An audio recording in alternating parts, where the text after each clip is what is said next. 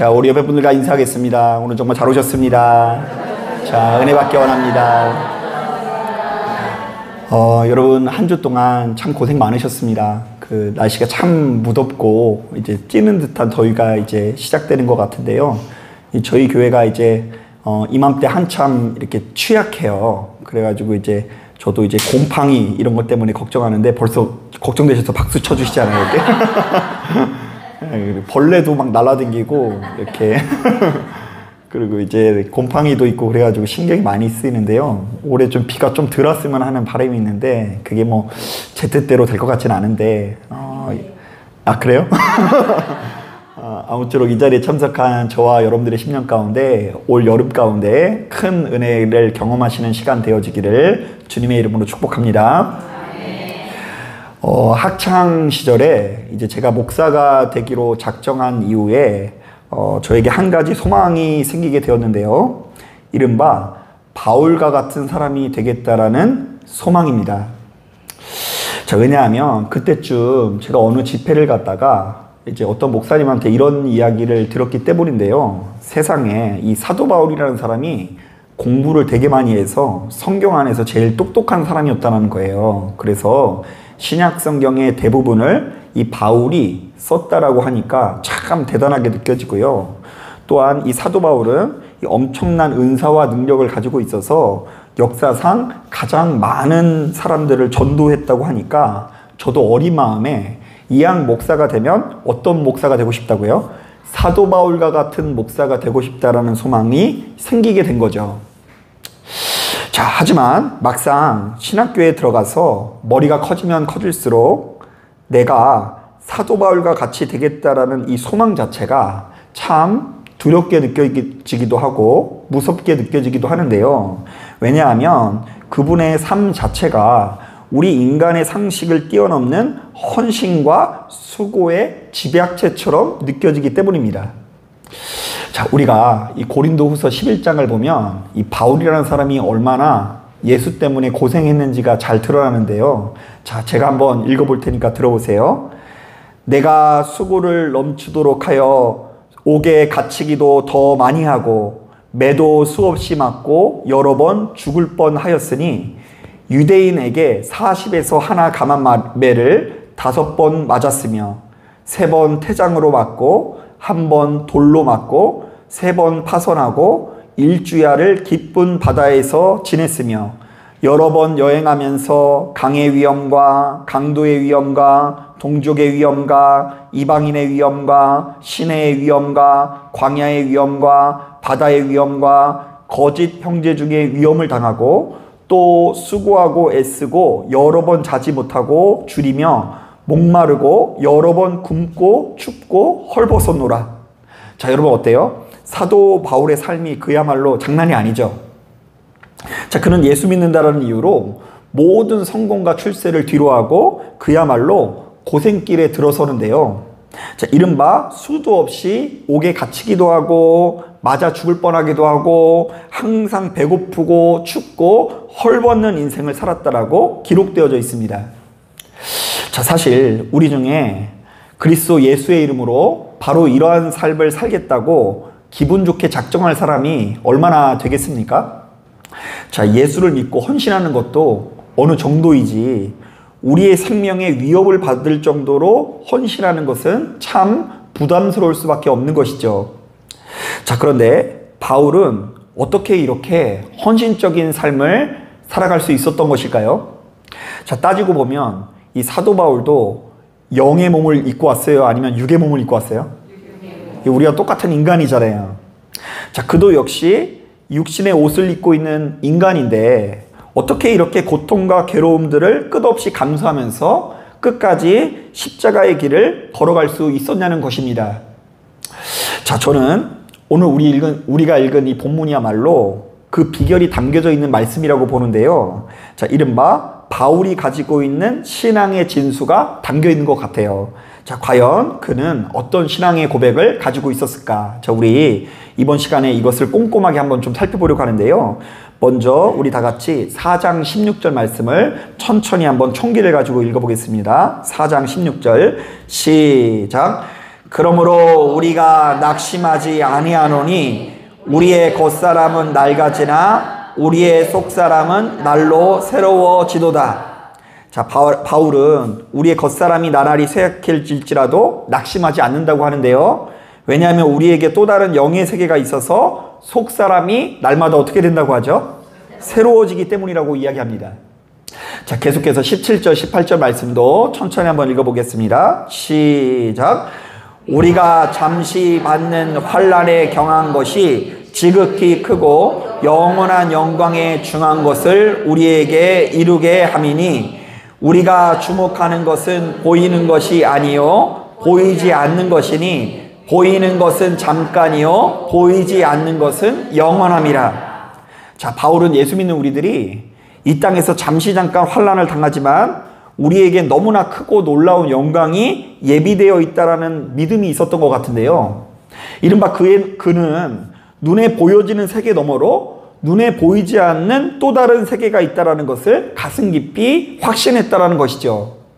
자, 이게 도대체 무슨 말일까? 자, 마지막으로 5장 1절을 보면 그 의미를 명확하게 알 수 있는데요. 우리 다 같이 5장 1절 말씀 다시 한번 총기를 가지고 한번 읽어보겠습니다. 시작.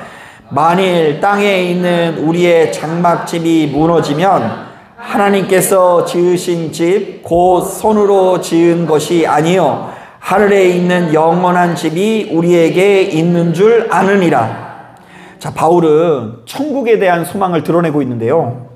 이른바 우리가 살아가는 이 세상은 잠시 잠깐 살아가는 임시 거처일 뿐이고 결국에는 어디에 들어가야 된다라고 이야기하고 있죠?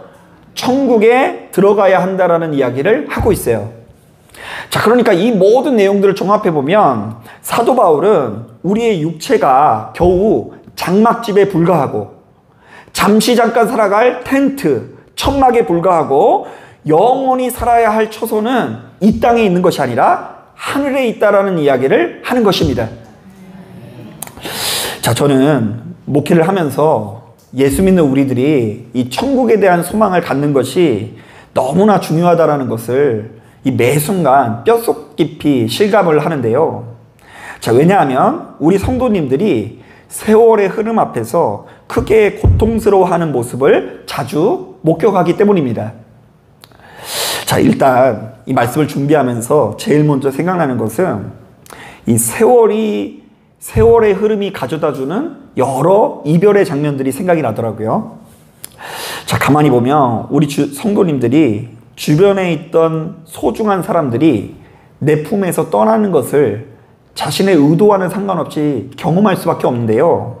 자, 예를 들면 이 자녀들이 어렸을 때는 어떤 자식이라고 하죠? 품 안의 자식이라고 하잖아요. 그래서 이제 이 자녀들이 지지고 볶든 뭐 하든 간에 그냥 울고 볶든 뭐 그냥 똥을 싸든 뭐 하든 간에 그래도 우리 품 안에 있지 않습니까? 자, 그런데 이 아이들이 자라서 내 품을 떠나가니까 사실은 좀 속상하게 느껴질 수 있고요. 그리고 무엇보다 제가 이런 것도 본 적이 있는데 평상시에 왼수 같던 이 배우자도 갑작스럽게 세상을 떠나가면 좋을 것 같아요? 안 좋을 것 같아요? 아, 좋을 것 같다고 하시면 제가 지금 너무 당황스러운데. 그리고 우리 집에서 키우는 바둑이가 가도 몇 년째 슬퍼하는데 이 나랑 함께하던 이 왼수 같은 배우자도요. 이 막상 살아생전에는 그냥 빨리 가버려라고 하면서 막 그냥 서슬퍼렇게 하다가도요. 막상 돌아가신 분 보니까 이 집에서 혼자 있는 그 공기가 차갑게 느껴지고 속상하게 느껴지고 심지어 자신의 절반이 떠나가는 것 같다라는 자신의 절반이 이제 죽은 것 같다라는 고백을 하시는 것을 들은 적도 있어요. 자, 그러니까 여러분 그래도 옆에 있는 누군가가 있다라는 것이 이 상당히 큰 축복인 줄로 믿습니다. 또한 우리가 예상하지 못한 타이밍에 우리의 건강이 이전 같지 않다라는 것을 느낄 때에도 이 성도님들이 상당히 힘들어 하시더라고요. 자, 거울에 비친 내 모습이 예전 같지가 않고 육체의 기능이 좀 떨어지게 느껴질 때 이 속상하게 느껴질 수 있고요. 여자로서 이제 기능이 끊어지고 호르몬의 작용이 자꾸 이상하게 돼서 남들이 자꾸 춥다고 하는데 나는 덥게 느껴지고 남들은 다 덥다고 하는데 나만 춥다고 느껴지게 되면은요, 이 속상하게 느껴질 수 있죠. 저도 이제 얼마 전에 이 충격을 먹었는데요. 제가 SNS 상에 이 가족끼리 어디 여행 갔다 온 사진을 이렇게 딱 올렸더니, 야, 사모님하고 너하고 나이 차이가 왜 이렇게 많이 나 보이냐? 뭐 친구들이 그러더라고요. 그래가지고, 야, 너는 할아버지 같고 사모님은 고등학생 같아. 이렇게 얘기를 했어요. 그래서 제가 이제, 야, 뭐 그렇게까지 차이가 나겠냐고 이렇게 얘기하는데 속으로 이렇게 좀 약간 속상한 마음이 들더라고요. 아, 내가 그래도 옛날에는 꽃미남 전도사님이라는 얘기도 들었는데, 그래서 사모님이 아무리 이뻐도 결국 제가 괜찮으니까 이렇게 넘어온 걸 거 아니겠어요? 그랬는데 이제 이제 벌써 이제 할아버지 같다는 소리도 듣고 염색을 좀 해야 될까? 이런 생각도 들고 좀 이렇게 저도 벌써 이렇게 서글픈데, 이 자리에 앉아 계신 우리 인생의 선배 되시는 성도님들은 아마 이 지나온 날을 볼 때에 서글프게 느껴지는 순간들이 많이 있을 거예요. 자, 바로 이런 상황 속에서 예수 믿는 우리들은 언젠가 때가 되면 이 고독과 괴로움이 몰려올 수가 있어요. 살림살이와 상관없이 그냥 세월이라는 것 자체가, 이 육체라는 것 자체가, 사람의 인생이라는 것 자체가 그렇게 설계되어 있다는 생각이 듭니다. 이 고독하면 고독할수록 사실은 우리 예수님께서 누구를 바라보라는 신호죠? 하나님을 바라보라는 신호인 거예요. 가면 갈수록 힘이 나면은 예수를 안 믿고 천국을 바라보지 않을까봐 다 저마다 힘이 빠지고 아름다움을 잃고 고독하고 괴로움을 느끼게 설계되어 있는데요. 바로 그때에 우리는 천국에 대한 소망을 가질 수밖에 없고요. 그리고 그 천국에 대한 소망을 가질 때에 우리에게 주어져 있는 모든 고통과 괴로움을 감내해 나갈 수 있는 것입니다. 자, 말씀을 준비하다 보니까 오랜 예화가 생각이 납니다. 그 중국 선교의 아버지라고 불리는 허드슨 테일러 선교사님이 계신데요. 자, 이분에게는 어린 딸 그레이시라는 아주 이쁜 딸이 있었다고 합니다. 그래서 이제 척박한 선교지에서 딸로 인해서 위로를 참 많이 받았다고 해요. 자, 선교사님이 하루는 어느 중국인을 전도하려고 하는데요. 그 옆에서 딸이 벌써 그 아버지를 위해서 기도를 하더래요. 정작 중국인은 이 허드슨 테일러 선교사님이 전하는 복음에는 관심이 없는데, 딸이 하나님께서 그 중국인에게 자비를 베풀어 달라고 확 전심으로 기도를 하고요. 그리고 아버지가 설교할 때 하나님께서 힘을 주시라고 막 기도를 하는데요.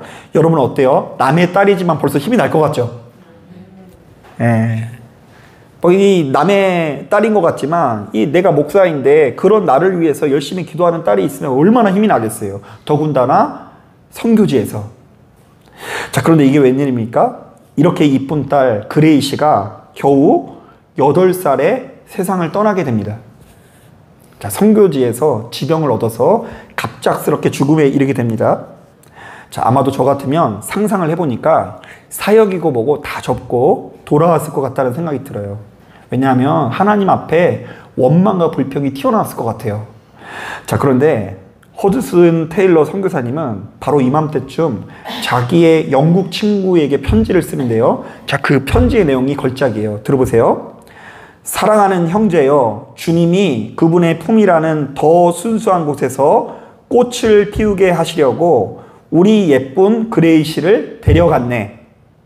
물론 마음이 너무 아프네. 하지만 소리 높여 찬양하세. 우리 예수님이 모든 것을 아름답게 마무리하셨네. 정원사가 오셔서 장미를 따가셨네. 자, 지금 하나님 앞에 뭐 하자고 해요? 찬양하자고 하는데, 딸이 죽었는데 찬양이 나오겠어요? 자, 그런데 이 허드슨 테일러는 딸을 잃은 슬픔 중에도 주님을 찬양했는데요. 왜냐하면 그에게는 천국에 대한 분명한 소망이 있었기 때문입니다. 자, 이런 점에서 천국은 예수 믿는 우리들에게 그 무엇보다 중요한 소망이라고 할 수 있는데요. 이른바 천국에 대한 소망이 우리 인생이 가져다주는 여러 가지 고통과 괴로움을 심지어 죽음마저도 넘어서게 한다는 것이죠. 자, 한번 따라 보겠습니다. 천국에 대한 소망이 고통을 이긴다. 그러니까 예수 믿고 안 죽으려고 자꾸 기도하지 마시고, 예수 믿고 안 아프고 안 늙기 위해서 기도하지 마시고요. 그 이전에 무엇을 바라보게 해달라고 기도하면 돼요? 천국에 대한 소망을 가지고 그것을 내 인생의 가장 소중한 가치로 여기게 해달라고 기도하시는 여러분들 되길 바랍니다. 그러니까 어쩌다 한두 번 우리가 고침을 받더라도 결국 죽을 수밖에 없는 존재라는 것을 깨달아야 한다는 것이죠. 하지만 그렇다고 해서 우리의 입술에서 세상 살기가 너무 힘드니 하루라도 빨리 천국 가고 싶어요, 빨리 죽고 싶어요, 이런 얘기를 하면 돼야 안 돼요? 저 요즘에 그런 성도님들 많이 만나 봐요. 보면은 지금 당장 죽어도 여한이 없대요.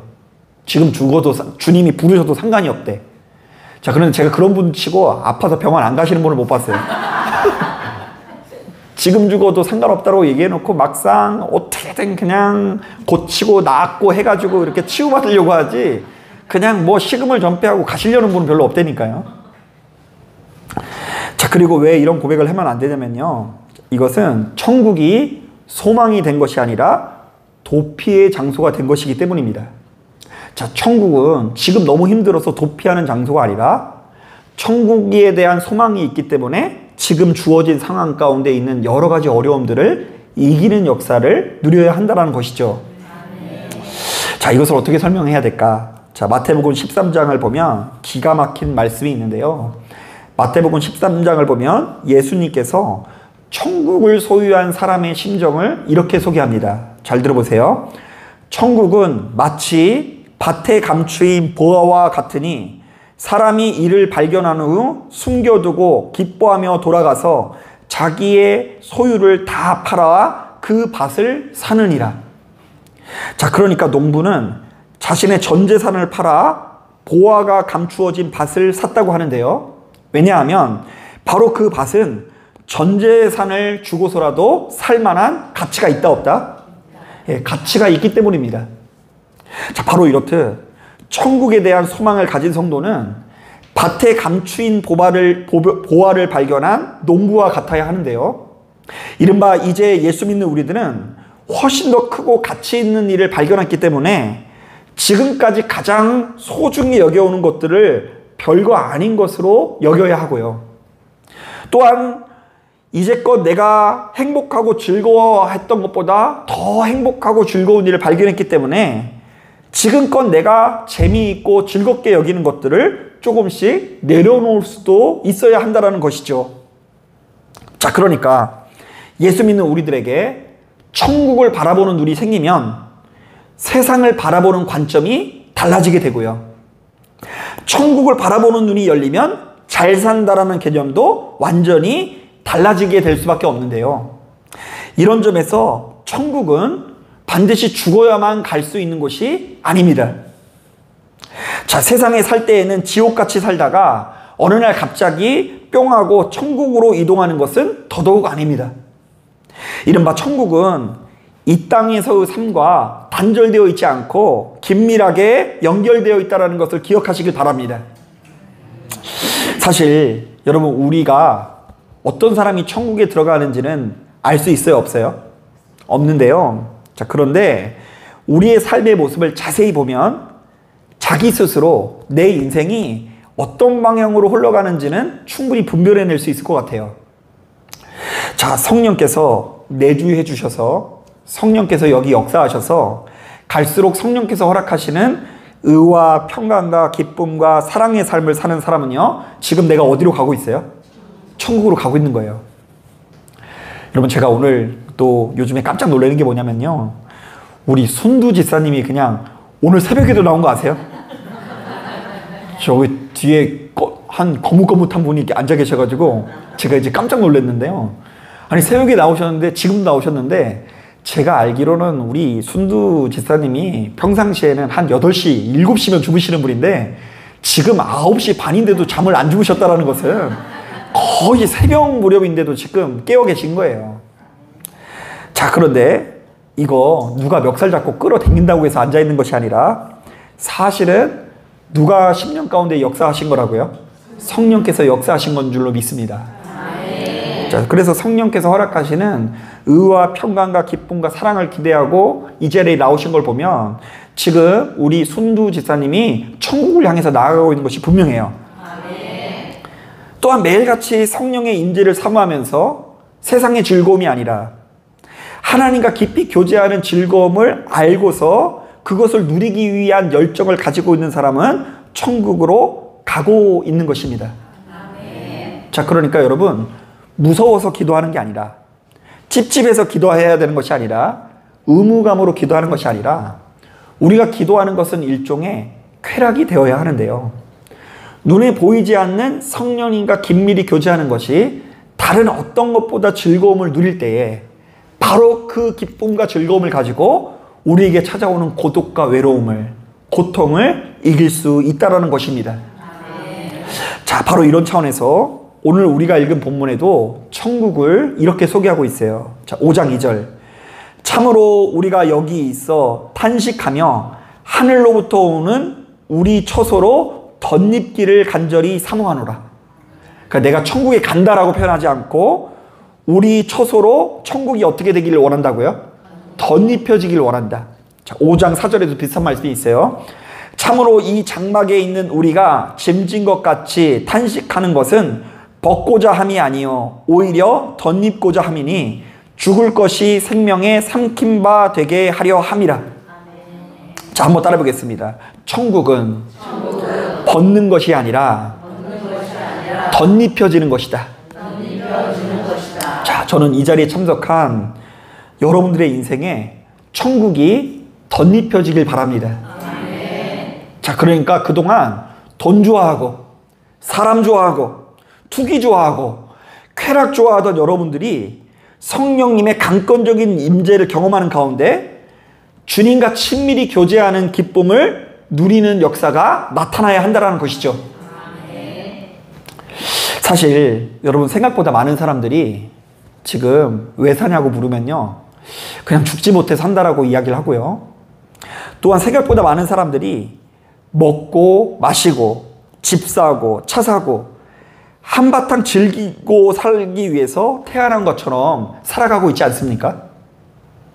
심지어 예수 믿는 우리들조차도 겉으로는 예수를 믿노라 하면서 실상은 세상적인 즐거움에 빠져 그것이 유일한 목적으로 삼고 돈 때문에 죽고 사는 삶을 살아간다는 것입니다. 자, 그래서일까요? 미국에 짐 신발라 목사님이란 분이 계신데요. 자, 그분이 이런 말씀을 하십니다. 한번 들어보세요. 우리가 이 땅에서 하나님의 임재를 경험하려고 애쓰지 않는데 왜 천국에 가려고 하는가? 우리가 지금 이곳에서 하나님의 임재를 즐거워하지 않는다면 천국은 우리에게 더 이상 천국이 아니다. 이 땅에서 하나님을 애타게 찾지 않는 사람을 왜 하나님께서 천국에 보내시겠는가?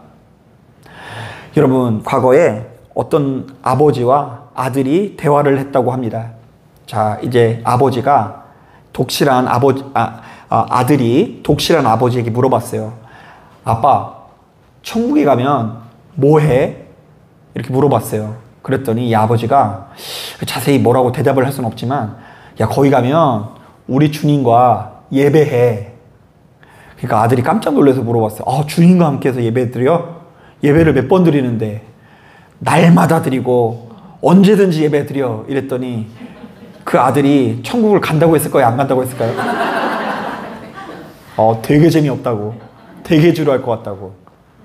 제가 그 얘기 들으면서 제일 걱정되는 게 저희 아들이에요. 이제 큰일 났어요. 이 아들이 그냥 그 학교에서는 어디 왔다 갔다 거리고 안 하고 그냥 가만히 앉아서 예배 드리는데, 아니, 우리 교회에서 예배만 드리면 제일 많이 왔다 갔다 거리는 게 우리 아들이에요. 아들. 그냥 걱정돼 죽겠어요. 예배 드린다는 것이 천국이면 그곳이 진짜 천국일까? 여러분, 천국은 사실은 어떤 사람이 누릴 수 있냐면요, 이 자리에서 세상의 즐거움의 한계를 분명히 느끼고, 아, 이것으로 내 마음을 완전히 다 채울 수 없구나. 세상의 사람이 돈과 명예가 채울 수 없는 어떤 영역이 있어서 결국에는 하나님을 믿고 의지하는 것 외에는 아무것도 할 수 없는 순간이 온다라는 것을 깨닫는 자가 반드시 그 천국에 갔을 때의 행복감을 느낄 수 있을 줄로 믿습니다. 여러분, 여러분들 오늘 예배 드리는 것은 행복하고 즐거우세요? 저는 이제 오늘 말씀 준비하면서 어떤 생각이 드냐면, 천국에 가면 설교 준비를 안 해도 되겠죠? 제가 오늘 이 설교 준비하는 거 얼마나 고생했는지 몰라요. 이제 본문이 천국에 관련돼 있는 건데, 오늘따라 왜 이렇게 생각이 안 나요? 그래가지고 진짜 방금 전까지 제가 이제 굉장히 고생을 많이 했거든요. 흰머리 좀 더 늘어난 것 같지 않아요? 저는 이제 천국에 가서 설교 준비만 안 시키면 저는 막 할 일 엄청 뜨겁게 예배 드릴 수 있을 것 같아요. 자, 그런데 여러분들에게도 예배가 기쁨과 즐거움이 담긴 행위죠. 그때에 천국이 될 줄로 믿습니다. 여러분, 이런 점에서 하루속히 예수 믿는 우리들의 인생관이 달라져야 하는데요. 이른바 푸른 마르고 꽃은 시들아, 오로지 하나님의 말씀만이 영원하다는 것을 깨닫고 이 세상을 살 때 육의 존재로만 살지 마시고 영의 존재로 사시길 바랍니다. 자, 저는 최근에 이런 점에서 고린도전서 15장 말씀이 크게 공감이 되는데요. 자, 거기 보면 이런 말씀이 있어요. 만일 그리스도 안에서 우리가 바라는 것이 다만 이 세상의 삶뿐이면 모든 사람 가운데 우리가 더욱 불쌍한 자이리라. 자, 천국에 대한 소망을 갖지 못한 사람은 어떤 사람이라고요? 불쌍한 사람. 여러분요, 바로 그 사람들의 인생은요, 어느 순간이 되면 수고와 슬픔뿐이고요, 뭔가 채워지지 않는 갈급함에 시달릴 수밖에 없는데요.